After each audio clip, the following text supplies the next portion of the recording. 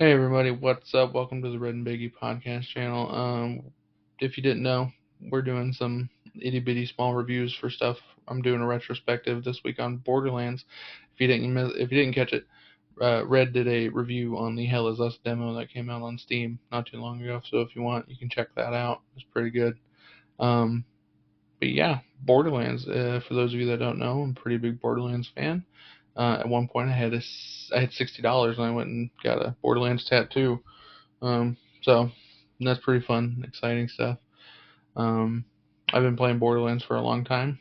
Started in 2009 when the game came out. My dad had bought a PS3, and my older brother had gotten Assassin's Creed 2, and I got Borderlands. My little brother probably didn't get anything that I could recall, probably because he was just 10 at that point. Good lord. Anyway, regardless, I got Borderlands, and I won't lie to you, the first few hours of that game when I first played it was very rough. I did not care for the fact that it was just a desertscape. There's very little color in the game. Um, Other than that, you it's an RPG, but it's a looter shooter. It's kind of new at the time, at least for me. Um, so trying to find the best weapons, the best guns, the best shields, what have you, is all a lot to take in at the time. Other than that, I mean, it was pretty standard, just first-person shooter stuff with a little mix of skill trees and stuff like that. I remember I first played it. I think I played it as Roland, who is the soldier class, and later on played through the game multiple times with each character. I mean, they all have their perks and benefits and stuff. Um, but yeah, you know, this video again is a retrospective take on Borderlands. So if you disagree with anything that I have to say, if you agree with anything I have to say, great, cool. If you don't like it, don't like it. If you like it, hey, greatly appreciated, and we appreciate you. Um, so, if you wouldn't mind indulging me just for a little bit, I'd like to give you my retrospective take on Borderlands. Here we go. All right. So the beginning of Borderlands, for those of you that don't know, opens with four playable characters on a bus on their way to Firestone. The playable characters are Lilith, the Siren, Roland, the Soldier, Brick, as himself, and Mordecai, who is the sniper, I believe.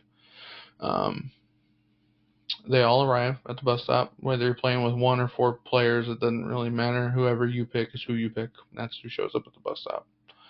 You're greeted, as always, by the lovable Claptrap unit, CL, and he gives you an Echo 1, I believe it is, and it's your heads-up display, essentially. It displays your health, shield, ammo, all that kind of stuff. He leads you to Firestone, but not, of course, without coming across a couple bandits.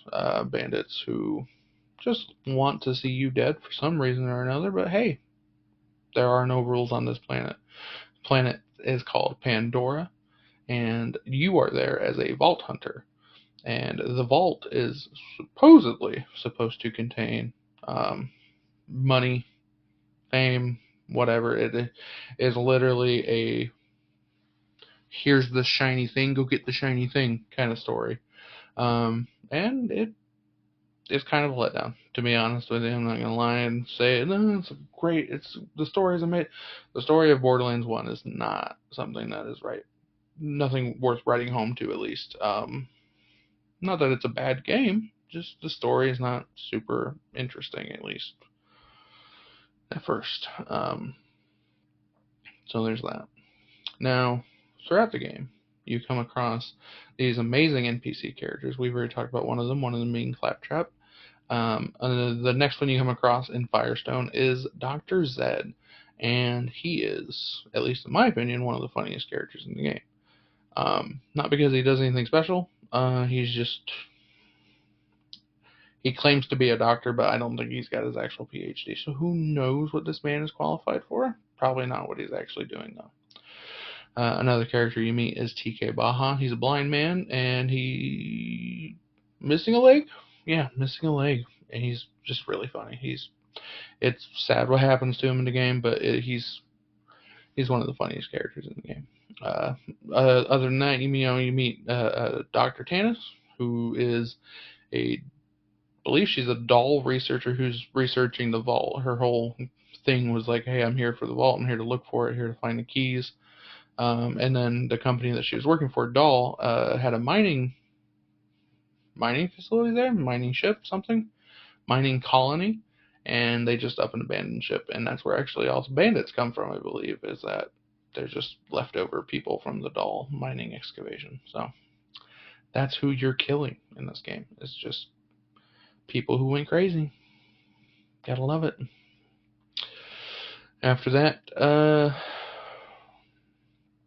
Moxie's always a notable character, just based on her design, if you know what I mean. And yeah, the whole point of this game is that you collect the 3 keys that will open the vault.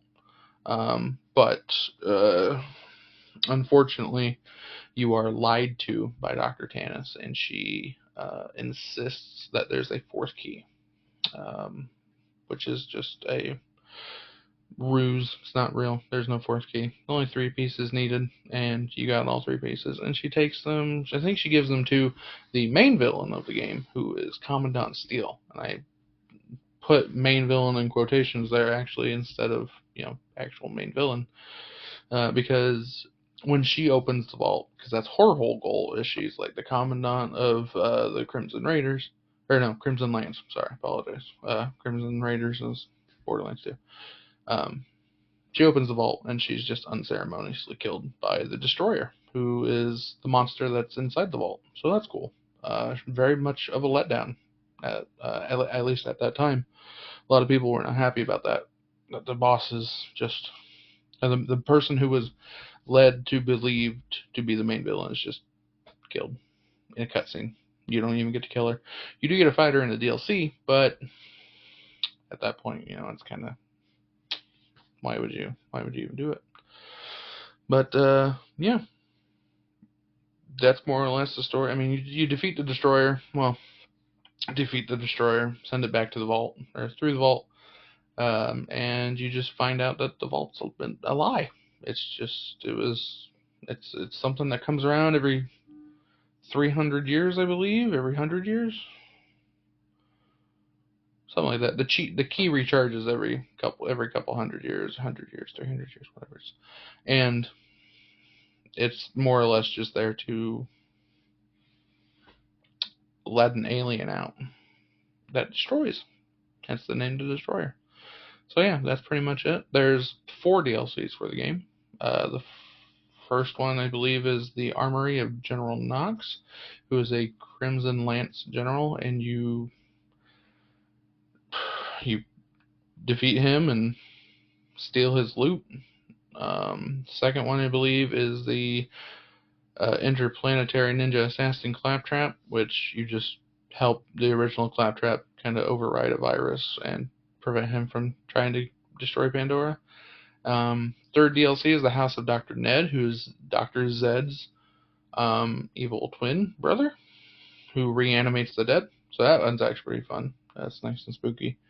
And then the 4th one is just Moxie's Underdome, which is just a round-based shooter kind of thing, where you just survive as many rounds as the game tells you, and you get loot, I believe. So nothing too special there. But yeah, that's pretty much the gist of Borderlands. I know I glossed over quite a bit of it.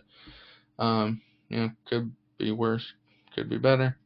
Nobody's really asking for a full essay, I don't think. But if you are, play the game. Play the game. That's the best thing I can suggest to you.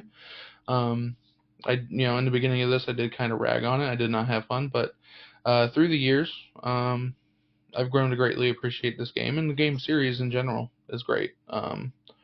Borderlands 1 was one of those ones that, it took a little bit to get into, but once you did, I had a buddy of mine who I don't really talk to anymore, which is kind of sad, but hey, that's life.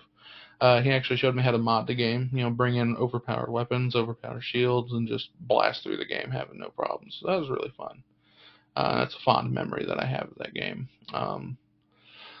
Borderlands 2 is something that definitely hits a little closer to home. That one's the one that actually got me into what my dream was at one point, which was game development. So we can talk about that another time, but that's, is what it is. If you want to see any more Borderlands related content, please feel free to like this video, share the video, leave a comment. If you hated what I said, cool, leave a comment. If you liked what I said, leave a comment.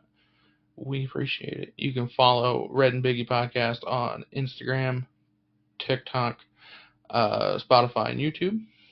Facebook, even, I believe. Yeah, you can shoot over there. I want to thank all of you who are watching, and thank my lovely wife for giving me the time to do this, and my son for actually letting me do this.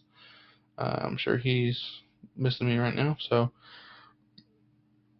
I'm going to get off of here and go see him. So, thanks for watching, guys. See you later.